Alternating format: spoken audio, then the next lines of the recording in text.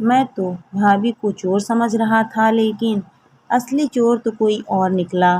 मुकेश की समझ में यह बात नहीं आ रही थी कि मुकेश की भाभी जब भी गांव आती थी, उनके जाने के बाद माँ उनसे यही बोलती थी कि मेरा एक जेवर गायब हो गया। शायद मैं कहीं रखकर भूल गई या मैंने कहीं गिरा दिया। इस तरह अब तक 4-5 बार हो चुका था। इस बार फिर छुट्टियों में सारा परिवार एकत्र होने वाला था।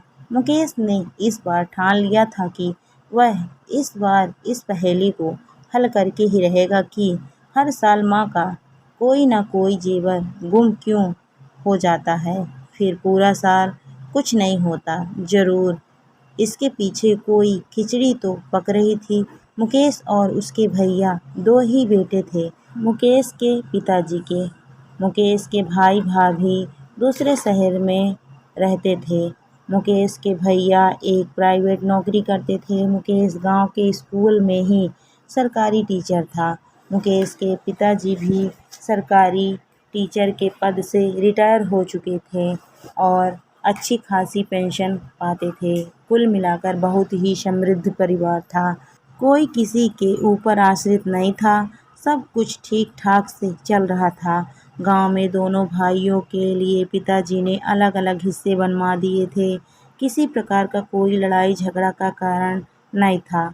सब अपना कमा और खा रहे थे। पर अभी कुछ दिनों से मुकेश यह गौर कर रहा था, भाभी जब भी आती हैं माँ का जेवर, तब कोई न कोई गुम हो जाता था।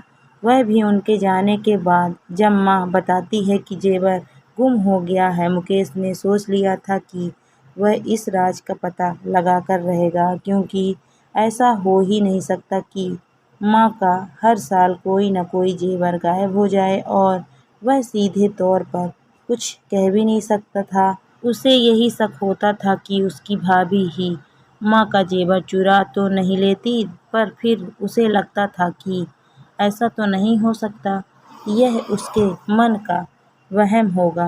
हो सकता है उसकी माँ ही खो देती हो। मुकेश ने अपनी बीवी से भी इस बारे में बात की थी। वह भी यही बोलती थी, यह मुझे तो शक होता है कि भाभी ही माँ के जेवर ले जाती है।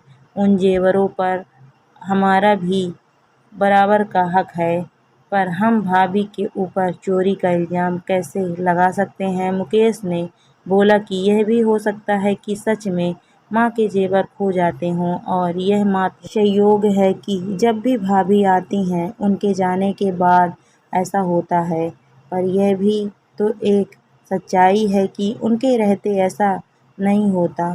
तब मुकेश की पत्नी ने बोला, हो सकता है माँ को पता ही ना रहता हो और जेवर निकल जाता हो, और जब पता चलता हो तब तक भाभी यहाँ से जा चुकी होती हो। खैर जो भी हो, हम किसी के ऊपर चोरी का इल्ज़ाम तो नहीं लगा सकते हैं। आखिर हम भी तो इस घर में ही रहते हैं। यही बात तो भाभी भी बोल सकती है कि माँ के जेवर कैसे गायब हो रहे हैं।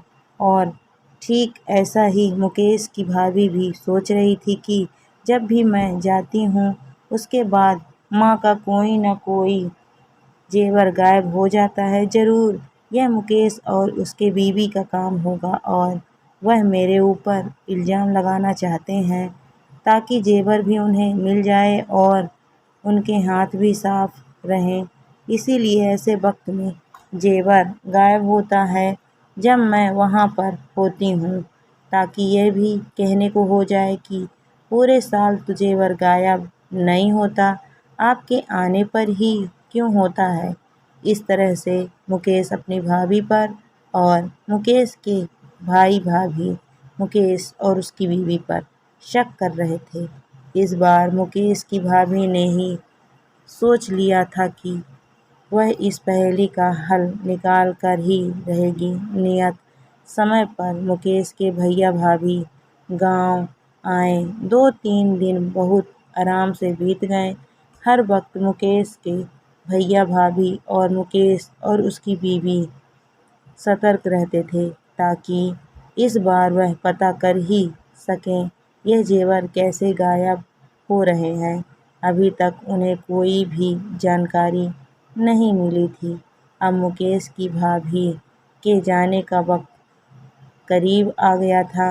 अब मुकेश और भी ज़्यादा सतर्क हो गया, क्योंकि उसे तो अपनी भाभी पर शक था और भाभी भी ध्यान दे रही थी कि हो न हो अब जेवर गायब होने का समय आ ही गया है। अभी तक भी उन्हें ऐसा कुछ समाचार नहीं मिला। दोनों को लग रहा था इस बार हम कुछ ज़्यादा ही चौकन्ने हैं, इसीलिए जेवर गायब नहीं हो पा रहे हैं। दोपहर के वक्त खा पी कर सब सो जाते थे, बस सास अकेले जागती थी, क्योंकि उस वक्त बर्तन धोने वाली आती थी और बर्तन धोकर जाती थी। पता नहीं क्यों मुकेश और उसकी भाभी दोनों को ऐसा लगा कि अब 1-2 दिन में कुछ पक्का न कुछ होगा। कहीं हम जब सोते हैं तब तो यह कांड नहीं होता। इसीलिए चुपके से मुकेश ने और उसकी भाभी ने अपना अपना मोबाइल रिकॉर्डिंग ऑन करके माँ के कमरे में छुपा कर रख दिया, उस एंगल से कि माँ के अलमारी का पूरा वीडियो बन जाए। क्योंकि यदि अब कुछ होना है तो अभी ही होगा। कल सुबह तो अभी को निकलना ही है।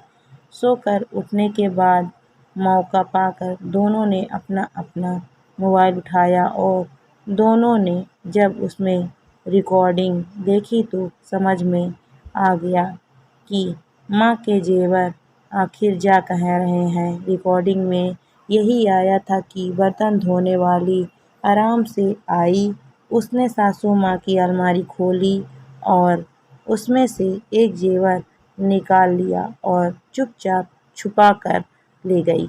ससुर जी तो वैसे भी घोड़ा बेचकर सोते थे, उन्हें तो हिलाकर जगाने पर ही वह जागते थे, क्योंकि काफ़ी बूढ़े हो चुके थे। इसीलिए नौकरानी को उनका कोई डर नहीं था।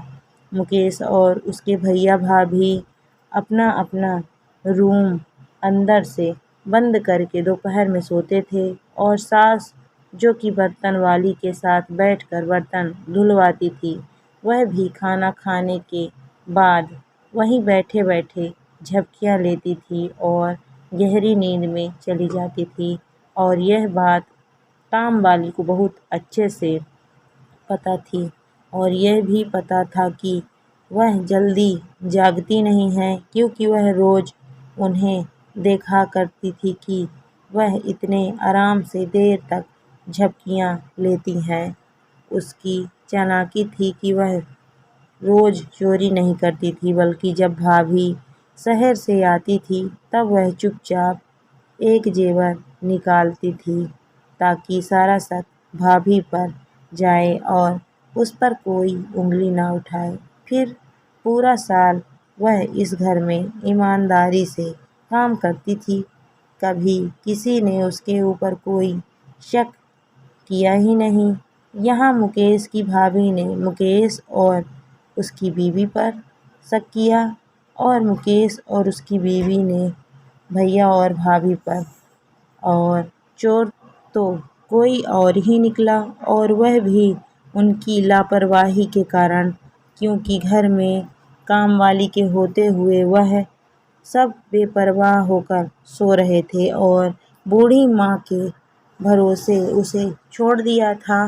काम वाली ने भी पूरी चालाकी दिखाई, पूरा साल ईमानदारी से काम करती और साल में एक जेवर चुरा लेती। खैर, अब उसकी पोल खुल चुकी थी और उसे काम से निकाला भी जा चुका था, पर इससे एक बहुत बड़ा सबक मुकेश और उसके भाई भाभी को मिल चुका था कि शक बहुत गंदी बीमारी होती है, अच्छे अच्छे रिश्तों में दरार ले आती है।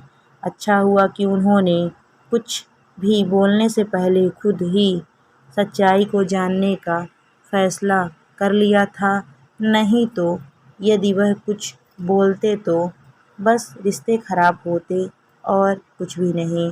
दोस्तों, ये सच्चाई है कि शक का कीड़ा अच्छे अच्छे रिश्तों में भी दरार डाल देता है। इसीलिए शक करने से अच्छा है कि सच्चाई की जांच करो।